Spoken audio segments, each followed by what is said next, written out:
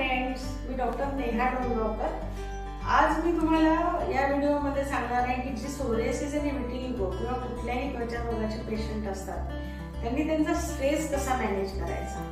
आता जेव्हा कुठलेही स्किन डिसीज होतात तेव्हा तो स्ट्रेस रिलेटेड बराचसा पार्ट असतो। म्हणजे बाकीचे जर दुसरे आजार असतील त्याच्यापेक्षा स्किन डिसीज मध्ये तुम्ही तुमचं एन्झायटी, तुमचे निगेटिव्ह थॉट्स याला कंट्रोल करणं खूप गरजेचं आहे। आता पांढरा डाग किंवा सोरियासिस झाला की पेशंटला पहिलेच डॉक्टर सांगतात जनरली, म्हणजे मॉडर्न मध्ये जे डॉक्टर आहेत ते म्हणतात की हा काही बरा होणार नाही, हे औषध घ्या मग बघू, मी काही सांगू शकत नाही। ही अशी उत्तरं जेव्हा येतात तेव्हा रुग्णाचा प्रवास नकारात्मकतेकडे सुरू। खरं तर असं डॉक्टरांनी बोलायला नको, एनिवे तो दुसरा विषय आहे।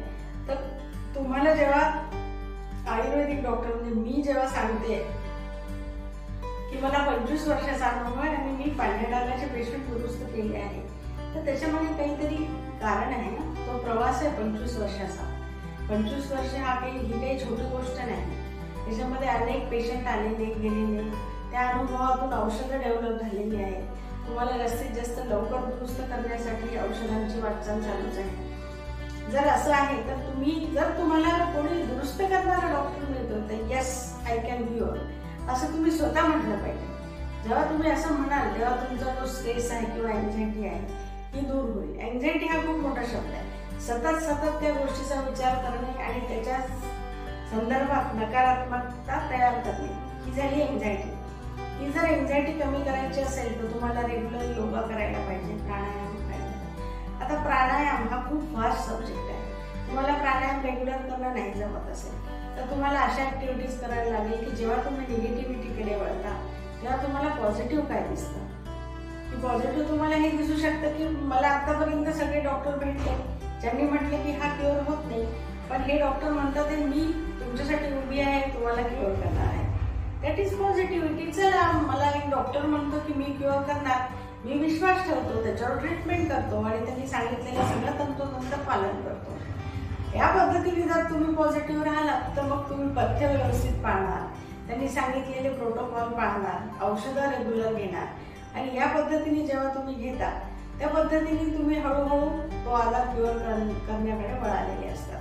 तर ही एन्झायटी आहे, ही एन्झायटी कमी करण्यासाठी तुम्ही जेव्हा झोपता तेव्हा झोपायच्या आधी स्वतःलाच 10 वेळा म्हणा की मी आजारातून दुरुस्त होणार आहे, मी सोरियासिस मधून मुक्त होणार आहे, मी सोरियासिस मधून मुक्त झालो, मी विटिलिगो मधून मुक्त झालो। असं जेव्हा तुम्ही स्वतःच्या मनाला 10 वेळा सांगाल तेव्हा हळूहळू तुमची जी एन्झायटी आहे ती कमी होईल, तुमची नकारात्मकता कमी होईल आणि आयुर्वेदामधले मेडिसिन तुम्हाला अजून सुद्धा जास्त चांगले मिरॅक्युलस रिझल्ट्स देईल।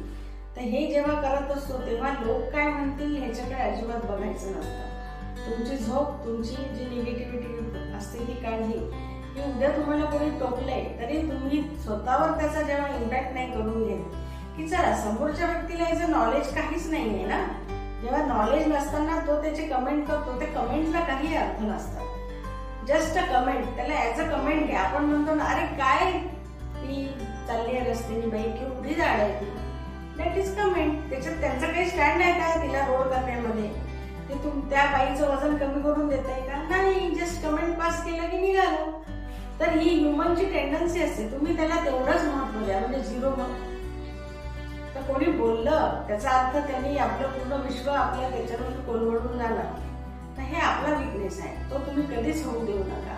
जर तुम्ही या पद्धतीने आजारासाठी स्वतः उभे राहाल तर मला असं वाटतं देवही तुमच्या पाठीशी आहे आणि डॉक्टरही तुमच्या पाठीशी आहे। तर या पद्धतीने तुम्ही आजपासूनच वाटचाल करायला सुरुवात करा। काहीही अवघड नाही सोरियासिस आणि विटिलिगो